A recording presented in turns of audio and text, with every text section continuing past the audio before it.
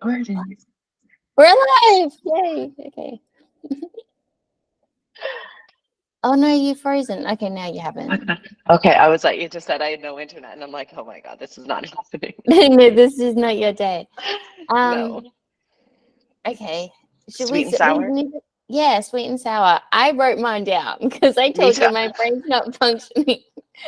I was in the shower this morning, and I'm like, oh my God, I don't have my sweet and sour, and I had like this little panic attack. Yeah. Okay, you go first. Tell me your sweetness. So you know how like we record every like fortnight Yes. or every 2 weeks for those in the US that don't know what a fortnight is. So I just have a little notes in my phone that I just add like, oh, that's something sweet. Oh, that's something sour. I started doing that too. I have my little week in review and I put like the dates and everything. Yeah. Okay, so I got 2 tattoos since we last spoke.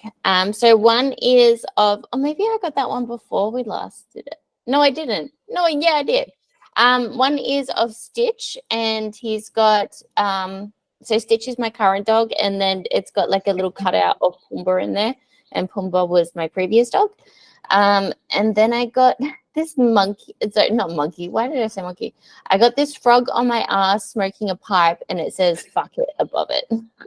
I saw that and I was like, where is that coming from? I totally love it. What is like where did you get? You just like walked in, you're like, I want a frog on my ass. I just thought because like everyone's like, yo, your tattoo should mean something in that. And I'm like, well, no, they should look cool. And I thought it looked cool. I totally love it. I love how it's just like, yeah, like no fucks. I love that. Okay, so that was your sweet. Tell me your sour, and then I'll do mine after. My sour has probably been, and obviously like we're all about full transparency here. I hate it when people book in for a consultation call and don't show up, even when they've confirmed. Even when they confirm, and then you don't hear from them. They just ghost you, and it's like, respect the other person's time. If you're no longer interested, I would much prefer you just send me a message saying, "Hey, no longer interested. Maybe at a later date." Cool. Thanks for letting me know so that I didn't waste my time. I feel that entirely. That is such a pet peeve. Like when people don't respect time. Here, I'm gonna go off on a tangent. You just opened up a can of worms, but we'll keep this podcast short.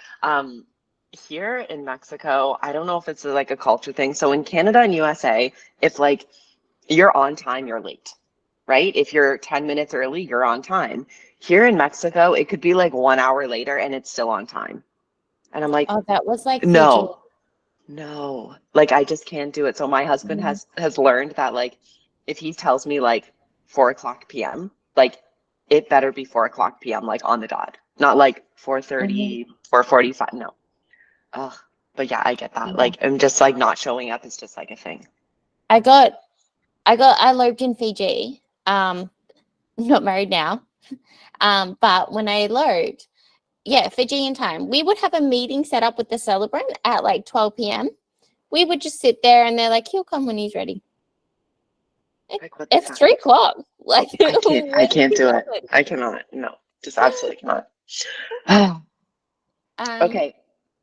And then something that my sweet and sour. I think you'll be proud of me. My blood tests came back. I got them done on the weekend and they're in the best ranges that like they've ever been in.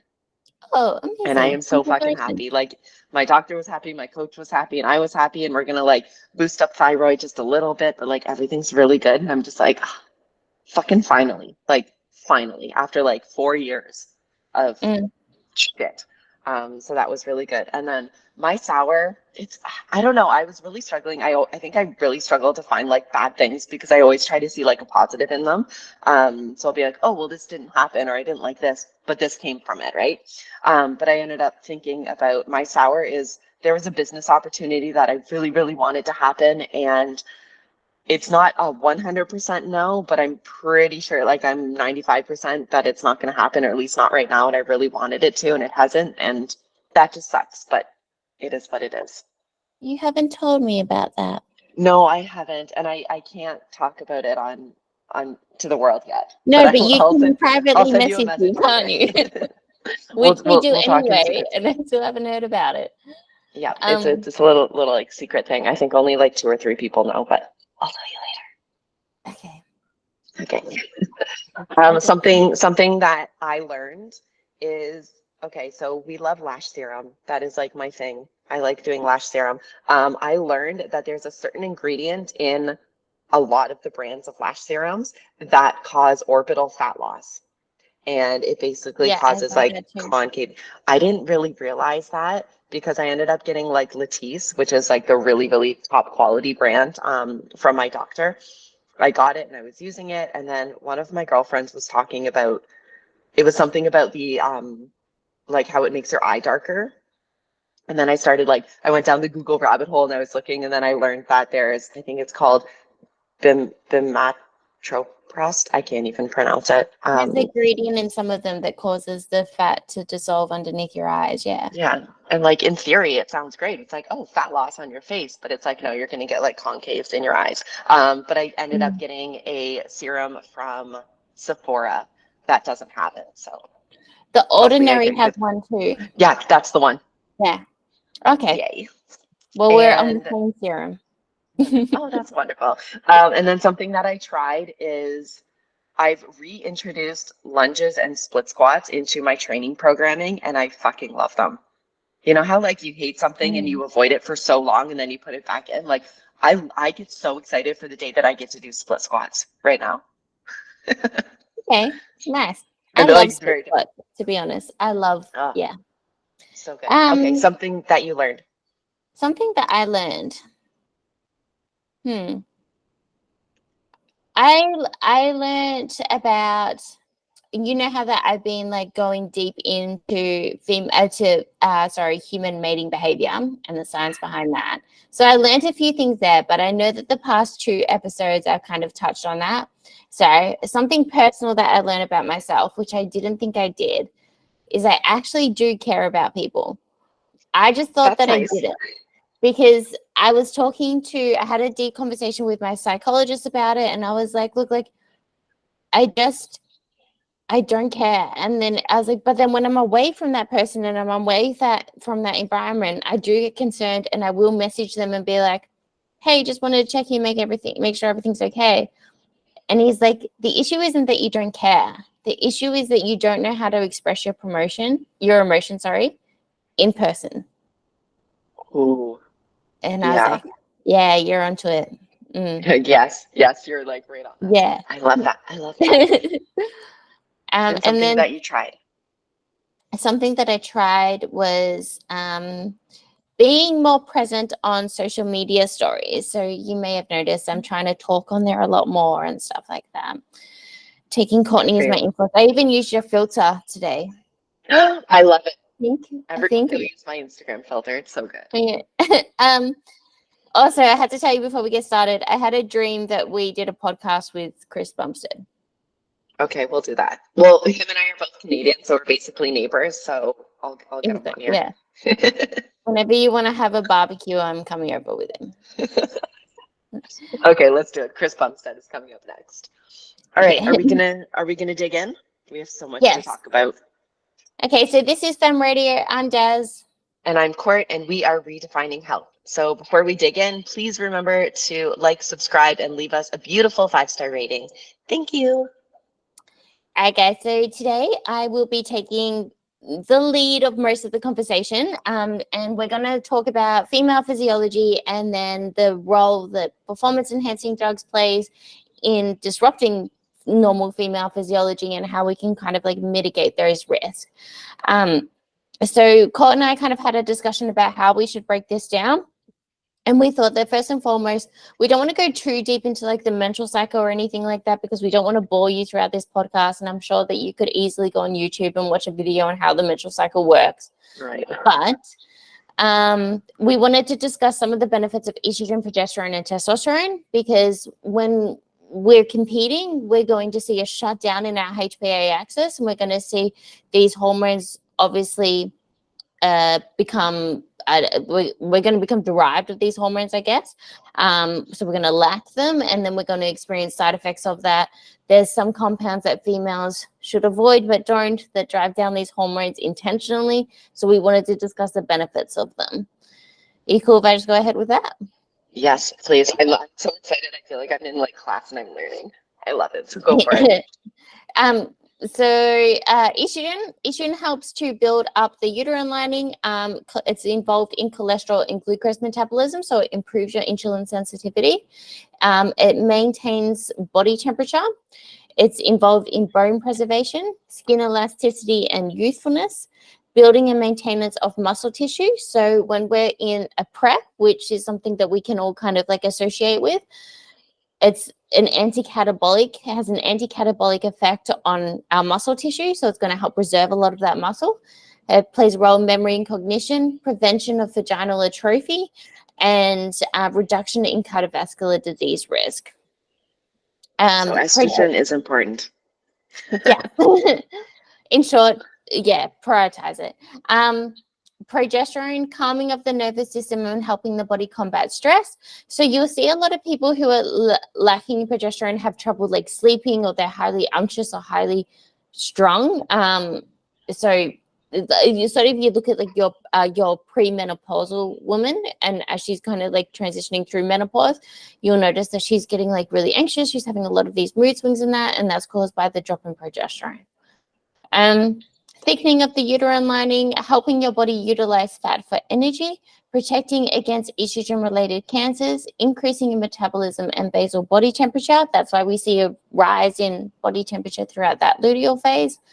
It acts as a natural diuretic, and it promotes a healthy sex drive. And so a lot of the women that I know, when they start progesterone, they notice that they're holding on to a lot less water, like they're less bloated and things like that. Testosterone aids in mood and cognition. It helps maintain and build muscle mass and strength. That one's pretty obvious. It maintains a sex drive. Fun fact, testosterone is actually higher during ovulation. So that's like when it peaks, and that's because it wants the female to have sex, because it wants her to get pregnant. Yeah, it's just funny how the body works. Promotes preservation of bone mineral density and increases motivation. You've probably heard before that like males tend to be more attracted to females when they're ovulating. Yeah, I've heard that. Yeah. Weird. Love it. Okay, so we know what the benefits are. So let's go over what some of the signs and deficiencies will look like. So if we are low in estrogen, we're probably going to experience like night sweats. We're going to have a low sex drive, brain fog or trouble concentrating. We're going to get hot flashes. We're going to be low in energy. We're going to be feeling rather depressed. And then obviously long-term, we have the risk of osteoporosis. So estrogen gets a bad rap in the physique realm from causing increased water retention, impairment of thyroid function, and dysregulation of blood glucose.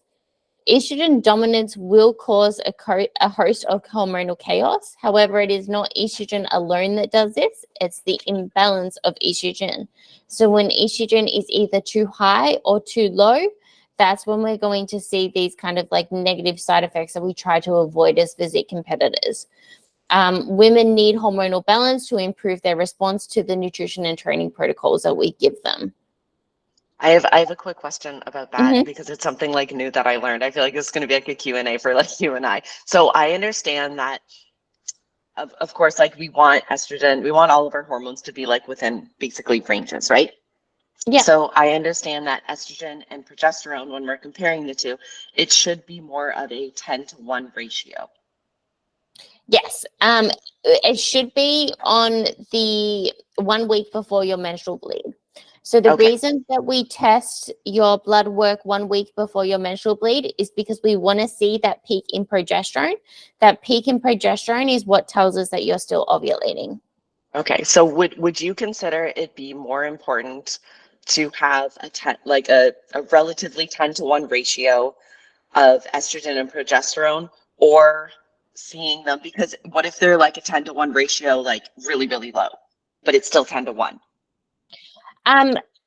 So there is like a reference range of where we would want it. I think we're going to dive into that when we go to hormone replacement. Yeah, we're going to go into the reference ranges when we go into hormone replacement. But in all honesty, and this is something that I kind of worked out when I started, because as you know, I'm on full spectrum hormone replacement therapy. It's where you feel your best. I think that's really important. Yeah. So for me, my progesterone is higher than what most women will have it, but I'm also a very anxious person. I don't sleep well in that unless I'm on 200 milligrams a night. So if progesterone is low, you'll get regular bloating, painful breasts. You'll have poor sleep, irritability, increased anxiety, like I said, increased water retention, and achy joints. So low progesterone levels or high estrogen levels in relation to normal progesterone can wreak havoc on a woman's health, hormones, mood, and fertility. If a woman does not ovulate or produce a corpus luteum, then she won't produce enough progesterone.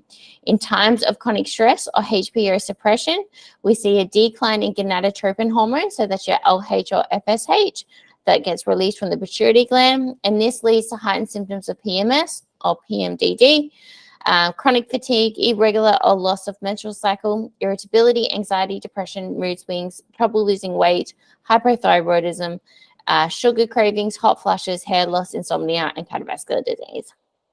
So many things. Yeah. List off everything that a woman goes through. Yeah, I deleted the section on testosterone here, but I will touch on it. So when a woman is experiencing a downregulation in her HPA axis, or when she is going through menopause and her ovaries are no longer producing estrogen is going to come from the aromatization of testosterone. So testosterone is going to be the hormone, is going to be the parent hormone to estrogen. And women before menopause actually have their ovaries actually make 3 times as much testosterone as what it does estrogen. So we have more, we have more testosterone in our symptoms. It's just that system. It's just that the what do you call it? The units that we use to measure it in blood work are different. Right. Yeah. And obviously we don't have as much as men, but yes. I don't want to make that the case whatsoever, but just to put it into perspective, because we will discuss introducing testosterone as the first line of hormone replacement therapy. That is why. Awesome. So a few things that we're going to experience with our cohort of clients. So if we dive into Amenorrhea, I actually got a question today. I didn't have time to add it to our notes, but I got a question today about a girl asking what supplements to reverse that. Now, there are over-the-counter supplements that we can use to reverse REDS or amenorrhea, but they're not going to be as effective as hormone replacement therapy. So we're just going to dive straight into that. But amenorrhea refers to the absence of a menstrual cycle and is clinically defined as a lack of menstruation for 90 days or more, with less than 3 total cycles a year. So hypothalamic amenorrhea originates in the hypothalamus and will shut down the menstrual cycle under certain conditions. These tend to be stress-related, including the stress of dieting, exercise, mental stress, or a combination of all 3. Hello, PrEP. Physiologically, in amenorrhea, estrogen drops about 33% below normal levels, and progesterone drops roughly about 10%. So the main causes being anorexia, bulimia, orthorexia, overexercising, and low body fat percentage. This alteration in the HPA axis due to insufficient caloric intake or excessive energy expenditure can result in many physiological disruptions, including degradation in bone health, immune system suppression, decline in psychological health, and risk of adverse cardiac outcomes. Do you have any questions for that before I go into REDS? No. Thank you. Cool. I'm sure you've experienced amenorrhea before, so yes, am I correct in saying that? Currently, I feel like yes and forever. Mm-hmm. Yeah. So that's something that we're going to touch on now, but just quickly, the longer that someone's experienced amenorrhea tends to be the longer it takes from them to recover to get their menstrual cycle back. If you are like Courtney and you've decided to go down the hormone replacement therapy route, I was asked the other day by my endocrinologist if I would want to try and see whether or not I can have a period. My answer was no, because fertility is not a goal of mine. My goal is to feel really, really good. And that's what the hormone replacement therapy does. I'm not in a position where I'm willing to taper with that. Okay, so RED stands for Relative Energy Deficiency Syndrome. If you are a female athlete, you're probably familiar with the term, or you're at least familiar with the symptoms associated with REDs. In earlier research, a number of behaviors were identified in female athletes, including amenorrhea, eating disorders, and severe loss of bone density, and this was termed the Female Triad. So REDS is the suggested new name for the Female Triad and includes several other factors beyond the Female Triad and isn't just for the purpose of female athletes. But regardless, the objective here is that chronically low energy availability below a critical threshold can be problematic in ways that extend far beyond the menstrual cycle disorders. When symptoms of REDS occur, the goal should be to reverse this as rapidly as possible to prevent some of the aforementioned long-term changes from occurring. Meaning increasing energy availability through a combination of reduced output or increased energy availability and improved stress management. So like increased caloric intake and improved stress management. So research involving small groups or single athletes, they have typically approached this by increasing their daily caloric intake by 250 to 350 calories with the reduction of just 1 day of training per week and one session, and just doing one session a day on the other day. The success rate of the interventions range between 18 and 100%. So that might confuse you a little bit. But in all cases, women who gained more total body weight were more likely to see their normal menstrual cycle function return. It is also important to note that those who didn't see their menstrual cycle return still had other benefits such as drops in cortisol, increasing in LH, luteinizing hormone, and increased energy along with other hormonal and metabolic recovery benefits. So I'm sure they just felt much better. There does seem to be a strong link between the duration of the amenorrhea and the time it takes to restore normal menstrual cycle function. For example, those who lost their menstrual cycle for about 8 to 12 months took about 6 months to begin menstruating again, whereas women who lost their cycle for less, so maybe 1 or 2 months, for less than that 8 to 12 months, it took them about 1 to 2 months to restore normal cycle function. But looking at the studies as a whole, it does seem that it seems that it can take anywhere between a few weeks and a few years for a woman to fully regain her normal menstrual function. And even after menstruation occurs, it can take some time for the female to completely normalize her cycle. Tell me if I'm wrong, because I might be. But when we were talking about like women who gain more body fat were able to get their menstrual cycle back. Now, body fat for each woman obviously is going to be different, and someone like there could be a female competitor who is 10% body fat, which is like incredibly low for a female, and they might have everything functioning really well. So the amount of body fat that each woman should have is going to be relative to that person. It will come down to your genetics. That's the same as like what body fat do you have to be at to see abs? It's like totally depends. The lucky dickhead over there can probably be like 15% and still have abs, whereas like she has to get down to like 8%. But what you're kind of suggesting there, they are what I would consider our resilient athletes, and these are the ones that we see able to compete year after year after year and still make it to the Olympia stage, and then somehow still have their period or whatnot. Like we hear about them doing their check-ins and saying that they're having their period. but we're talking like one in what, like maybe hundreds of thousands of girls. Yeah, those are the unicorns that we all want, that we all want to be like. And unfortunately, they're the ones that we all aspire to and flood our Instagram page. And then that's when it becomes the Chinese whispers that we spoke about with Sunny. And everyone's like, what are you doing? I want it. Yes, like it's not possible. Yeah. So there are situations where hormone replacement therapy is relied upon to restore normal menstrual function.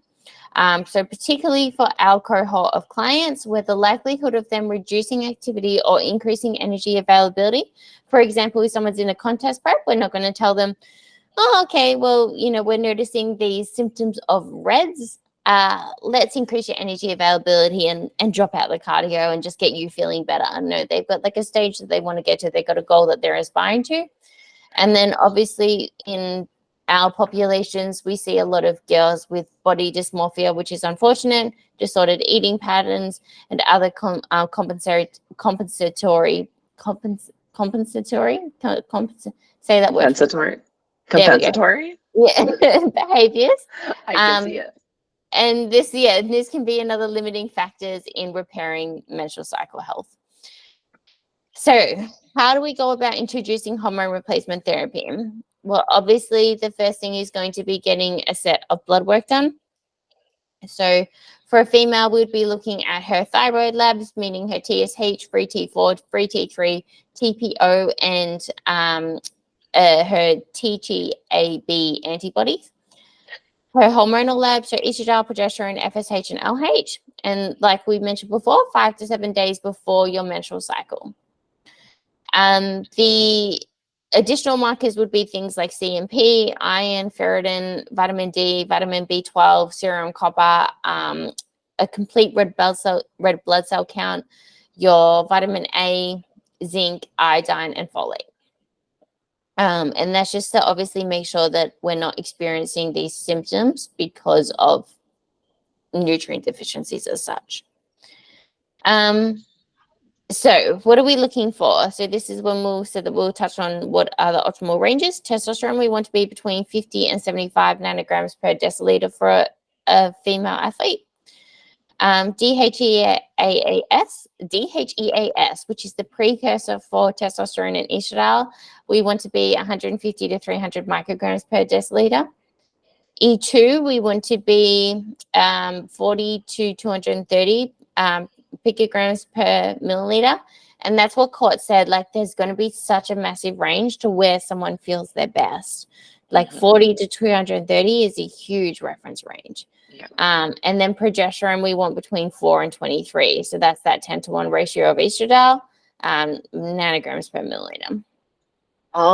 Everything that you listed, whoever's listening on podcast, actually probably on YouTube video as well, that's probably like incredibly overwhelming. We're all trying to like write it down. Do you have like a list of all of that? So if somebody came to you, slid into your Instagram DMs, you'd be able to send them like a list of all of, okay, perfect. Yeah. Is this a good time to plug the Legion? Yeah. Always a good time. Plug away. Plug. Okay. So I did just release a Legion that has it's sort of like a guide to introducing PEDs for females. So it does explain sort of like hormonal optimization and then mitigating risk associated with PED use, compounds that you can use and compounds that you should avoid. So if you want a copy of that, just like Courtney said, slide into my DMs. There's nothing creepy about that, and I will send it your way. So step 2 is obviously optimizing the environmental status. And this is what we kind of said about like reversing REDS.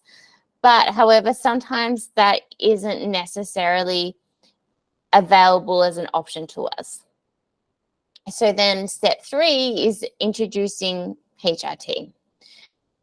Typically, we start with testosterone, and the dosing will be between 3 to 4 milligrams a week. 12.5 milligrams a week typically is going to be ever the highest that you'll need to go. So when you were talking about this would be based on injections. Yes, sorry, yeah. Got it. And I just put there that it's noteworthy to remember that females transitioning to males take about 50 to 100 milligrams of testosterone a week. Now, The reason that we know, so when we go back to, like we said, we want females between 50 and 75 nanograms per deciliter in testosterone. The reason we know that is because of research done on PCOS. And we know that when we go above those ranges, that's when we start seeing the adverse outcomes of PCOS. Got it. We can go through that later. So with your estradiol, you only want transdermal. The reason being that we don't want a synthetic or estradiol ethanol, which is what they use in like birth control, which will increase your sex hormone binding globulin and your thyroid binding globulin. But you've got either BioEast cream, which is 80% E3 and 20% E2. And the concentration is typically 1.25 to 5 milligrams per gram. You want to start at 0.5 to 1 milligram a day. With your progesterone, you want microized oral progesterone, which is called promethium. And dosing, you would typically start at 50 milligrams a day, and that might go up to 200 milligrams. Most people sit at 100 milligrams, and some people do it in a cyclic fashion. So that's something that's worth noting. If you're still ovulating, you would taper down the progesterone in your follicular phase or remove it completely. If you aren't ovulating, you would just keep in the same dose indefinitely. And this is just like a big emphasis on why having like a doctor overviewing everything is so important. And like, don't do this stuff yourself. Like here you can go to like the pharmacy and just go buy like testosterone or like whatever you wanted. Like everything's available here. It's like, don't do that. Please don't do that. Please don't fuck with your hormones. Yeah, I think it's I still think that like having this knowledge is really good, because you have like informed decision making when you go to speak to your doctor about it. That I had a lot of pushback from doctors when I asked to start TRT, and that's why I got as educated as I could on it. So one of the listeners' questions was, does taking male hormone change female sex drive or orgasms and thoughts and desires? It's so as far as like male hormones, and I'm guessing she means something like testosterone, because that is the only male hormone here. Yeah. We're only bringing it up to physiological ranges. We're not going above that to super physiological ranges where someone might experience the virilization side effects. But it wouldn't, as far as like getting your body functioning properly, it would improve sex drive, it would improve orgasms, your thoughts and desires. It would build up your sex drive, because that's part of the role that testosterone plays. Yeah, for me, from experience, when I first started taking TRT, so I started doing up until almost a year ago, I was doing hormone replacement therapy, whether it was just TRT or HRT through a pellet insertion. I will not go back to that. I had too many.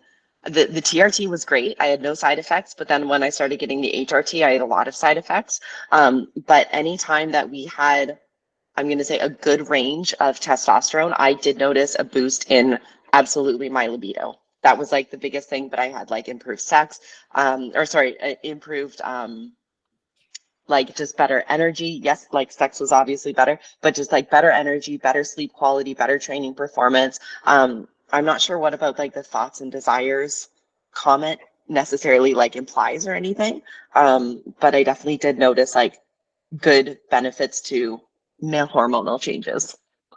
Yeah, I wonder whether or not she's trying to bring up the suggestion that it might change who you're attracted to. And no, so I think what she might be making the cross reference to there is like the way that hormonal birth control changes your attraction to the opposite sex. But birth control is putting synthetic hormones into your system, and the endogenous hormones shut down so that the synthetic hormones can take over. And that's when we tend to see females attracted to more female, to males that have more female characteristics. Okay, wonderful. There was another listener question that I want to ask you. Instead of you saying it, I'm going to say it. As someone taking HRT, have you noticed any side effects of testosterone? Example, facial hair, hair loss, deepening of the voice, or etc. Have you noticed anything? For me, no.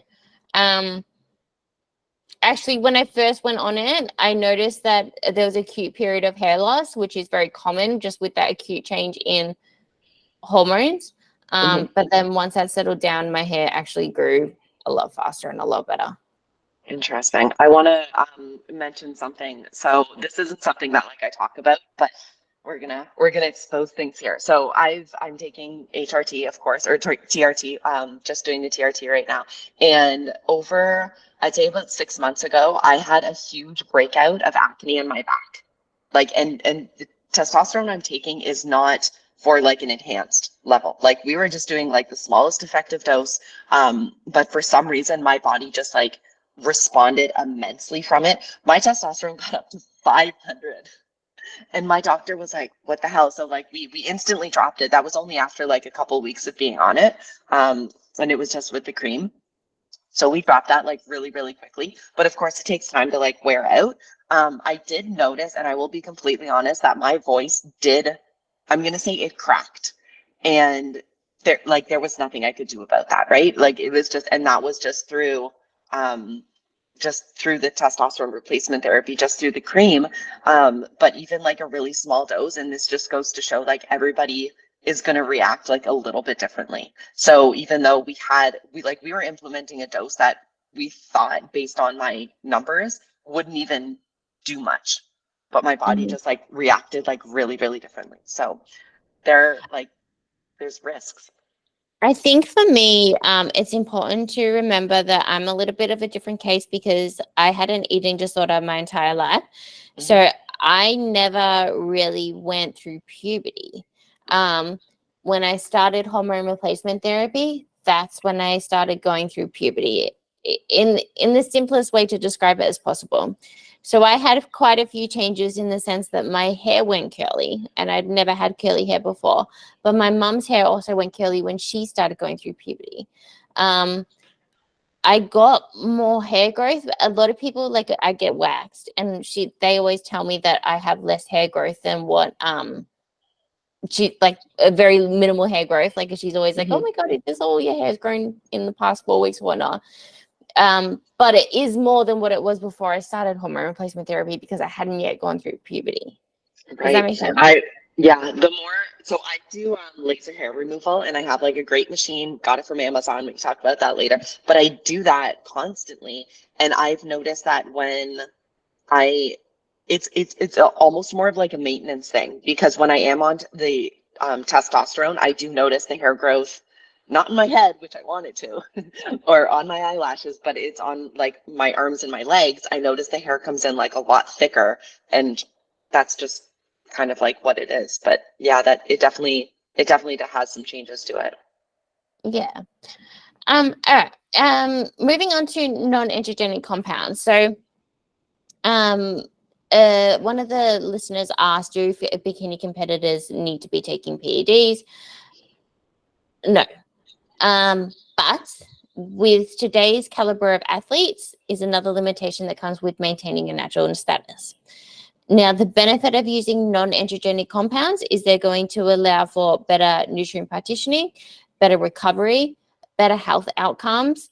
They're going to allow for better training performance without better fat oxidation, without the negative side effects that a lot of females are afraid of as far as virilization goes. Then if it comes time to introducing those AAs or those androgenic anabolics, we're going to get a much better result from having this polypharmacy model in the background where we're taking advantage of all the non-androgenic pathways so that we can get away with using just a little amount of the DHT derivatives. Although the first AA they introduced should be testosterone. Okay, so let's touch on some of the non-androgenic options. We got Metformin, and this improves insulin sensitivity, promotes fat oxidation by inhibiting fat synthesis. It's a potential has potential antimicrobial effects. So that's why a lot of people, when they take it, they notice that they might have like diarrhea or something for the first couple of weeks, and that's just your body improving its gut flora. Improved rate of weight loss, reduced appetite, improved lifespan and health span. So it reduced the rate of cancer development, lowers LDL, and increases HDL. As I said, there, some of the side effects can be stuff like diarrhea, flatulence, bloating, and decreased serum B12. What is the I don't know how do you take metformin?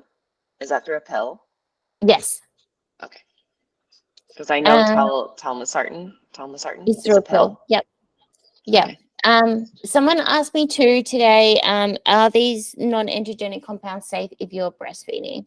Metformin is safe. Only a very small amount of it gets into the milk, but if you notice any side effects, if you notice that your baby's lethargic or anything like that, then go speak to a medical professional. Telmisartan, I couldn't find any information on. I know Yohimbine is a no-no when you're pregnant. When you're breastfeeding. And then things like Clenbuterol, we've also got to kind of like weigh up, like when you're breastfeeding, the goal isn't weight loss. Yeah. So it's sort very of like, important. Yeah. So some of them I'm unsure about, and I would just speak to your medical professional. The only one that I think the two or the three that I kind of think are safe are Metformin, Telmisartan, and Injectable carnitine. The others I would be like, okay, well, what's the purpose of taking this? And then speak to your health professional about it. Okay, so Telmisartan, PED users on average have higher blood pressure than natty competitors, and this could be due to higher hematocrit levels, so percentage of red blood cells in the blood, increased water retention, in stiffening of the arterial wall, and increased activation of the sympathetic nervous system from things like Clenbuterol or Yohimbine. So the benefits, it prevents high blood pressure, prevents heart failure, prevents kidney disease, increased IGF-1, reduces oxidative stress, increases insulin sensitivity, and decreases white adipose tissue, which is going to also, we know that leptin, which is the hormone that tells us that we're full, so your satiety hormone, is stored in white adipose tissue. So if Telmisartan decreases white adipose tissue, you may feel a little bit hungrier. What I find, and like we'll keep going through all of this, is like Telmisartan is like technically like a blood pressure medication, right? It's the blood pressure medication of choice, yes. So, but this is technically considered like a PED, like it's an enhancement, right? So like things like that or testosterone, like if somebody's taking it. Okay. Nala, if you keep scratching at the carpet, I will throw you out the window. The threat has been made. Yeah. But I think it's funny because like there's so much like taboo around like, oh my God, they're taking PEDs, they're taking steroids and whatever it is, and it's kind of like more or less like the same thing. But you can be taking Telmisartan for blood pressure, but technically someone who has high blood pressure and they're taking it, guess what? They're taking a PED now. I wanted to have this conversation, and I've actually done a post about it. So when that post goes out, I'm going to tag you. Okay. But it's looking at what is considered enhanced on a spectrum, because otherwise we could say that someone taking caffeine is using performance-enhancing drugs. To me, being on hormone replacement therapy isn't performance-enhancing, but it is an advantage over someone who was going through the same environmental circumstances as I would be going through PrEP, who wasn't using hormone replacement therapy. Right. And if you were in a natural federation and you got tested, like, yeah, exactly. Like I because I remember, but then this they was might like a few years. know, because if you were sitting at physiological levels and not going above that, they wouldn't be able to say that you're on hormone replacement therapy. Yeah, I as far as I know, you have to like get a medical like letter or something, because I wanted to go do a certain competition. I was like, but I'm taking testosterone replacement therapy, and one of like the directors or something said like you need a letter, basically like a medical note saying this is why you're taking it. So, as far as my opinion goes, performance enhancing drugs should be looked at as on a spectrum of what would be considered, 50% enhanced, 20% enhanced, as to 120% enhanced kind of thing. Yeah. Okay. And then on that spectrum obviously becomes your risk to reward ratio. Yes. All right, let's move on to injectable carnitine. So the benefits here is it transports fatty acid across mitochondrial membrane to the site of beta oxidation, so for fat burning. It spares muscle glycogen, increases metabolic rate, increases insulin sensitivity, increases androgen receptor upregulation, and prevents androgen receptor degradation, and increases nitrogen oxide production. I'm going to skip over dosing and stuff like that. Insulin. Insulin primes the system for, sorry. Blah, blah, blah, blah, blah. Insulin primes the system, but amino acids drive the anabolic machinery. It stimulates endothelial-dependent vasodilation via nitric oxide synthase, resulting in more nutritive blood flow to the tissue. So that's all you really need to know from that sentence. Is it means more blood flow to your tissue. Okay, give me the simple version of insulin. Yeah. Okay. It optimizes nutrient uptake. So we obviously know that if someone's insulin resistant, they're not going to have as good nutrient uptake as someone who's insulin sensitive. I always think of this so my stepdad's a diabetic. He takes his insulin, so he takes insulin when he takes a lot of carbohydrates. So that's not saying that insulin is going to offset this carb intake, but it takes some of the pressure off the pancreas. Yeah. And it helps with growth hormone through IGF-1 synergies. Initial implementation will be long-acting insulin, so that would be Lantus, and around higher carbohydrate meals, you can use a fast-acting, which would be your Nova Rapid. Now, I'm going to go into Yohimbine first because that's going to set up some of the conversation around Clenbuterol, which will help you understand. Okay, so Yohimbine, as you may know, is an alpha-2 receptor antagonist. So the central nervous system is divided up into two separate systems, the somatic and the autonomic. The somatic nervous system sends signals from the brain to your muscles and is involved in conscious movement. Now, forget all that because you don't need to know it. But the automatic nervous system is the one that is affected by Yohimbine. So this system sends messages from the brain to peripheral organs like your heart, stomach, and intestines. It is in charge of the unconscious activity. So the nervous system is essential for survival.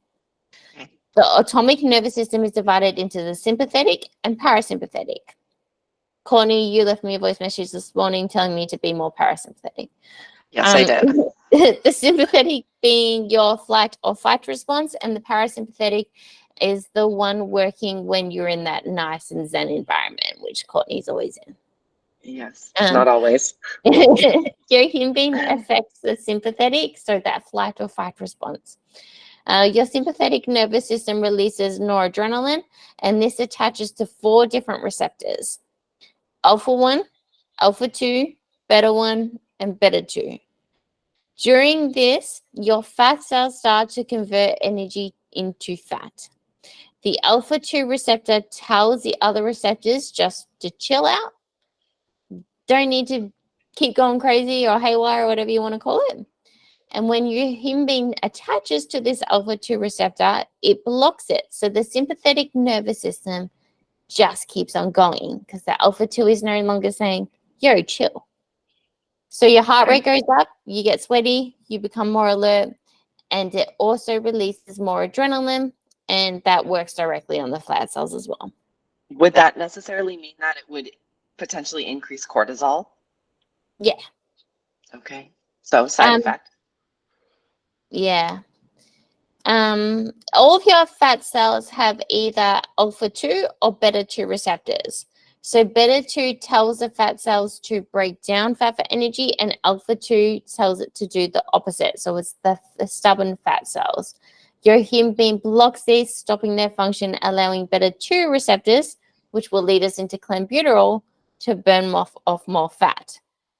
So I wanted to touch on that first because clenbuterol is a beta 2 receptor agonist. So beta 2 tells the receptors, like I said, to break down more energy for fat. Clenbuterol also has mTOR activation mechanisms, meaning clenbuterol also may help conserve body protein at the expense of fat. So a study on humans was done with 80 micrograms of clenbuterol, and it showed an increase in resting energy expenditure by 21% and fat oxidation by 39%, which is quite a large amount. And 80 micrograms also showed phosphorylation of mTOR increased by 121% and 35% increase in phosphorylation in pKa substrates, which is the family of enzymes dependent on the cyclic AMPK, which is like your fat burning. But the main thing here is that, in short, 80 micrograms increase resting energy expenditure by 21%, fat oxidation by 39%, and it increased mTOR for phosphorylation, which is the enzymes that build up proteins, by 121%. I want to express that 80 micrograms that Dazz is mentioning that's like the high end. That doesn't mean like all of a sudden we start taking Clen and let's start at 80 micrograms. Now, would you consider Above Yohimbine? 80, you wouldn't see much more return in benefit. No, yeah. Okay. Would you consider Yohimbine to be like the baby version of Clen, and Clen's like the amplified version? No, I think they work in different pathways and they work very well together. Okay. Yeah. Females tend to be more responsive to Yohimbine as well than what males do. But I also anecdotally find that females are more resilient to clenbuterol. So as far as like body tremors and stuff like that, they tend to be a little bit more resilient to that. And they're just like, and I don't know whether or not that's just because of the way females are built to handle cramps and every month. Yeah, like I don't feel it. We're fine. Yeah. What? What do you mean I'm cramping? So now I'm sure it's worth touching on this because I'm sure that if you're in the bodybuilding realm, you've heard that clenbuterol is bad for your heart. Well, there is actually a study done where 7 subjects with heart failure used clenbuterol for 12 weeks, and they started at 120 micrograms daily and titrated up to above 700 micrograms daily. They cranked it up. Yeah. They found no significant difference in left ventricle and diastolic diameter increase. And the wall thickness did not change. Now, you may be thinking, what the hell does that mean? It means that there was no adverse side effects on the heart.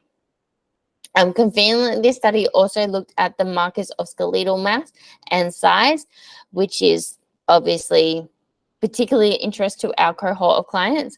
And they found that there was a significant increase in both size and strength when using clenbuterol. And although there was only an average 11.8% increase in lean body mass, the ratio to lean to fat tissue did not change. So obviously they gained lean body mass, which is why I think we were talking about another alternative to introducing a DHT derivative in an off-season. Clenbuterol may be a fair option. There are many other papers where clenbuterol has actually been used as a recovery protocol for individuals with very poor cardiac health.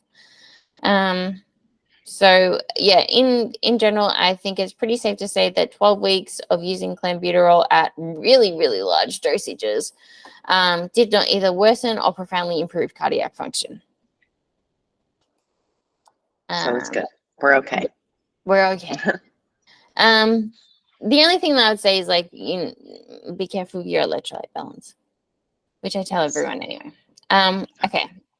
Growth hormone. One listener asked, why is growth hormone less effective in women? And that is because women are 3 times less responsive to the HGH to IGF-1 conversion in comparison to males. So women are going to have a greater benefit from a lipolytic perspective. So as far as like how is growth hormone metabolized at adipose tissue or fat tissue, we see an increase in lipolysis, reduction in glucose uptake, reduction in lipogenesis, which is the formation of or re-esterification of fatty acids. And at skeletal muscle mass, we see a reduction in glucose uptake, increased lipoprotein lipase activity, resulting in increase in beta oxidation. So again, more fat burning. And at the liver, we see an increase in very low density lipoprotein secretion, resulting in an increase in production and uptake of HDL and LDL lipoproteins. And that's a good thing, right? Yes. So growth hormone, even though like it's an injectable, and I think that's why like a lot of people are like against it, is like growth hormone is still like natural. Like we need it. And especially like for women, we benefit from it a lot. Yeah, if you can afford it, it's definitely worth having in play, and it will give you very nice hair and nails. Is growth hormone something that's commonly faked? Like to buy a supplement or I've seen it faked for melanotan. Is that a brand? Melanotan's that one that makes you go tanned. Oh, I've never heard of that. Yeah, that was Maybe it's an originally Aussie thing. to increase a female sex drive, and it made her really tanned. Interesting. Yeah, so I've seen it faked for that. Just be careful of that. But yeah, because it's such an expensive product, like if you can get legit underground, get legit underground. But if you're somewhere like where I am in Australia, you probably have just better off getting pharma. So what is the maximum dose of fat loss? We know that 1,000 micrograms of growth hormone equals 3 units. And that means that 300 micrograms is 1 unit. And we know that 1.3 units sub-Q. So this all makes sense. Is 1 unit per 100 kilogram person is going to be your maximum dose for fat loss potential. But that's intravenous injection, which I would suggest to absolutely no one. So to convert that into sub-Q injections, it's 1.3 units per 100 kilogram of body weight. So whatever body weight you are, divide that by 100, then times that by 1.3. Take that AM, fasted, wait an hour, do your cardio, then you get the benefits of growth hormone from a lipolytic perspective. Love it. So simple. Oh, we're almost at the end, Cot. Hi. How are you feeling? It is late for you. What time is it? 11:10. Hi. Okay. Okay, let's go. Okay. So when it comes to introducing androgenic compounds, now, like I said, we're not going to necessarily like pick out compounds here and which ones you should use, but in short, we do see a greater benefit from DHT derivatives, and they're going to have less of a virilization effect as far as like an androlone. But your first compound should be testosterone because it's bioidentical and we have long-term data on it, and that will tell you your level of androgen sensitivity for when it comes to introducing AAs. Okay, so what risk are associated with females using PEDs? So when assessing the risk and the chances of experiencing adverse side effects, this largely comes down to duration of use to exposure of superphysiological ranges, as opposed to the total amount or type of androgen used. Although both are important, what we're saying here is that the length of time that you're exposed to AAs is going to cause greater chance of side effects. Let's just say, for example, if someone asked me, should they do 10 milligrams of primobolan for 8 weeks or 20 milligrams for 4 weeks? I would say 20 milligrams for 4 weeks. Interesting. Yeah. Yeah. Would there actually be a difference? As far as like the total dosing wise, no, but the female will be exposed to it for a shorter duration of time. Would you consider those two ranges or those two like options to potentially give like the same benefits or effects, like positive effects?